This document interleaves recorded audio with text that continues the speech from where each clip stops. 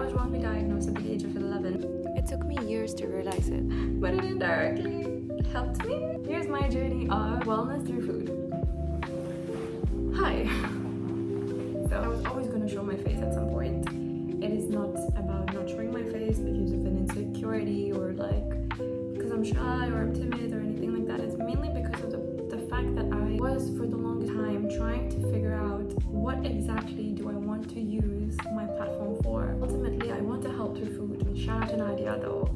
Thank you so much, Nadia. We had a conversation and honestly I think it was really nice. She gave me great advice, I'm not gonna lie. And ultimately if you're helping someone out, she said you just have to, go for it, and help me narrow down what exactly I want to talk about. And this topic is really personal to me because it is something that I have personally dealt with, and that's why I thought it would be a perfect place to start with. Story time. When I was 11, I used to get severe sharp abdominal pain, which was one-sided, and it used to come every single month. When I tell you that the pain was intense, sharp, gut-wrenching, pulling, I am currently 24. Till date, I still get it, but I cope with it much better because I have understood my body and I have understood to work with it, not against it. Hopefully, through my stories and this channel, I am able to help you through with it as well. I really hope so. I got really bad pain and my mom took me to the doctors, and of course we got like sonography, blood tests, got like a whole checkup done, and the doctor said that they didn't see anything in my report. Cut to the meeting we had with the doctor where the doctor said, you know what, since we can't see anything, we don't know what it is. Maybe the pain is kind of in your head. It's like, I don't think so. It's not in my head. How many times have we had people say it's in your head? I'm so sorry, but what is that about? Why don't you come back again when the pain is at its peak? And mind you, when it's at its peak, it used to be so bad that I sort of cannot bend or get up or sit up. Like I can't really scrunch my abdomen in kind of any way. Like walking is fine as long as it's slow paced, like kind of like a turtle. So anyway, got the pain, went to the doctors while I was in pain, got a sonography done, and when they got the results for it, basically, they read it and they were sort of like, yeah, we see nothing. You seem normal. And then I was like, okay, cool. But why am I getting the pain? It's just not normal to get a pain mid-cycle. Anyway, that's what happened. Since they couldn't really find what was wrong with it, they sort of said that, you know what, you have PCOS. There were no signs for cysts on my ovaries. They're fine, like, okay, I have it. Now what can I do to get rid of it now that we have identified what it is?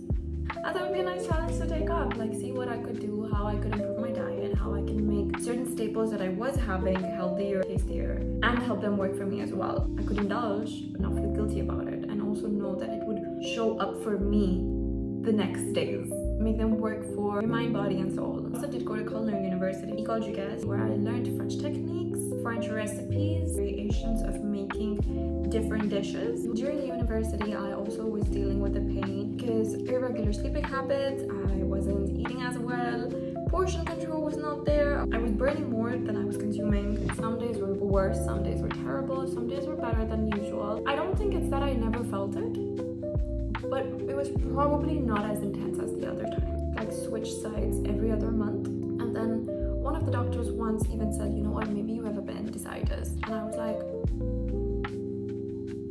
doctors did recommend a couple of painkillers to help ease the pain, but here's the catch. The painkillers did not directly target the pain itself. You identify the problem and you're telling me there's no solution and there's no way to manage it. That sounds a bit crazy, right? They did say that there was one way to deal with it, and that was hormonal birth control. Now, if you're a woman, you know a woman, or you've been on birth control, or if you've seen this video, the girl with the long baby.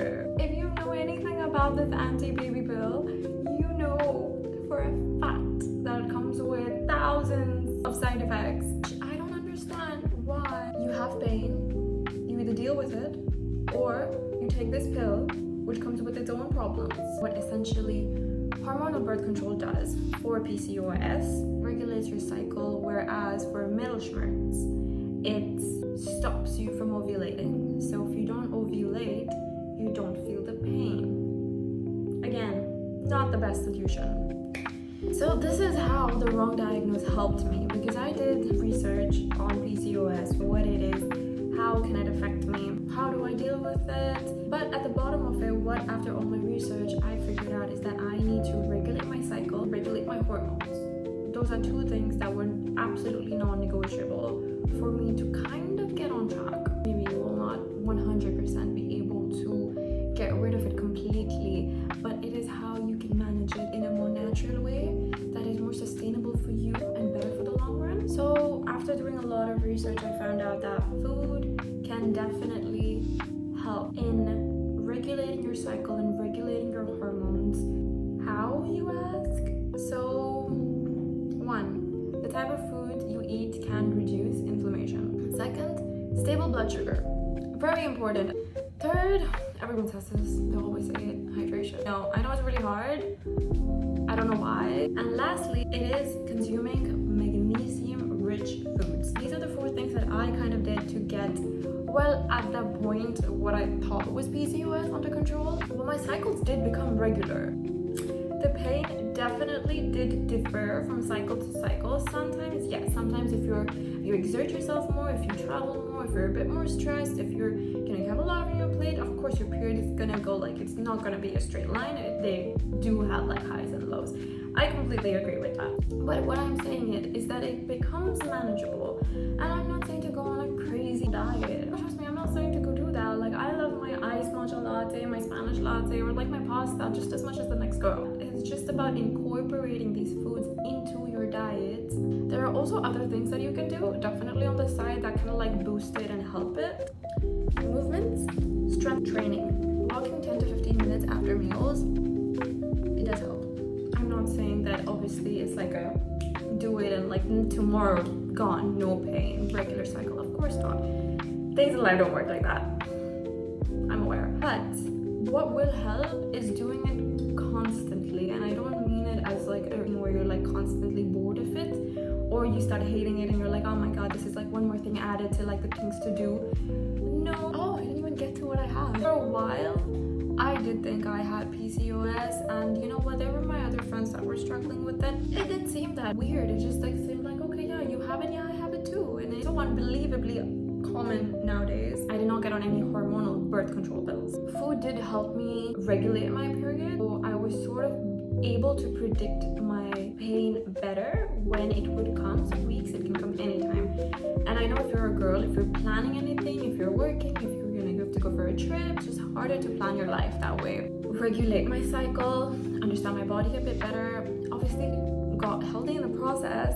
How did I eventually find out? He finally said that, you know what, you actually have something which is called ovulation pain. Now, what is ovulation pain? When you ovulate, your follicular tears. It's actually not uncommon. About 20 to 40% of women have it. Obviously, the intensity with which you feel it is very different. And it was not until 3 years ago where I got to know the term for it. It's called Mittelschmerz. It means middle pain. How funny is that? If you were to ask me what is the key difference between PCOS, PCOD, and Mittelschmerz, well, the key difference is that in a PCOS, you don't have a regular cycle, whereas in Mittelschmerz is that you do have a regular cycle in the sense that you do ovulate. It's just that the pain is unbearable. How do you differentiate? This is the biggest, like, I don't know, like, I got through 10 years without people knowing the difference between these two, which is hilarious. Obviously, I don't want that for you. I feel like you need to understand your body and kind of be one with yourself. See what exactly you're going through. Obviously, you know your body better than anybody else, and I feel like you need to give yourself more credit for it. So things that I did that actually helped me, tracking my cycle. And I mean tracking it like anything. Not only dates, but the symptoms before, during, after, all of it. Like just track it. Like, get an app, get a calendar, write it down, write it on your phone, write it in notes, write it on your calendar on your phone, like anything, just write it down. You need to know. It helps you in the future, it helps you understanding your your body better, you can plan your schedule better, and you're able to recognize patterns. Write down when you get your period, emotions, how you feel pre-period, if you're PMSing, you have any cravings, if you feel bloated, if there's acne. These are all things that will help you understand your body better. Understand your gut, what steps you need to take to then improve it. You don't want to be going on birth control or medication or painkillers for a specific reason, especially when when you're like 11 or a teen, or like you're in your 20s or 30s for that matter, even, or whatever age you are at, and you do not want to get on medication unless it's your last choice.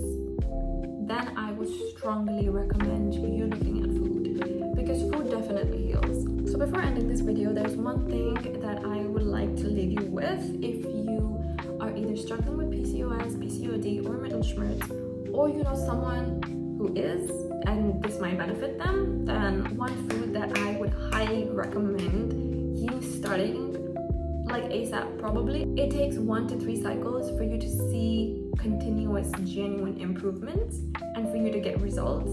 But I would say start now. Start now. That food would be omega-3. You need omega-3. They target inflammation, they help with insulin sensitivity, and they also help reduce pelvic sensitivity. All of these points help regulate your cycle, help regulate your hormones. The one food, if you're non-vegetarian, pescatarian, then I would strongly suggest you to start eating salmon. So either wild or fatty salmon. For fish, salmon and sardines work really well. Again, I would really recommend using fresh cuts, which are not like pickled, contain a lot of sodium or sugars in it, just because that is not good for you. And well, if you're trying to benefit from it, you're kind of also getting the negative side effect, which kind of makes it lose the purpose of it. That's just my opinion, but you're free to do whatever you want to do. Benefits of salmon. So salmon has the highest natural omega-3 concentration. Anti-inflammatory. They help stabilize your blood sugars when eaten with meals, and they help in hormone production. Now, if you don't eat non-veg, you're not pescatarian, you don't like fish, there are other foods you can eat. Walnuts, flaxseed, and chia seeds actually help in terms of regulating your cycle, regulating your hormones, and then helping with PCOS, PCOD, or mittelschmerz. Incorporate them into your diet in any way. And stay tuned, because I will be showing you recipes on how to be using these ingredients for your benefits, how you can cook with them, how you can make them taste healthy, not boring. Other than that, all the important information is in the caption below. Don't forget to follow my Instagram, my TikTok. Please do subscribe, like the video, and share it with anyone you think they could benefit from it.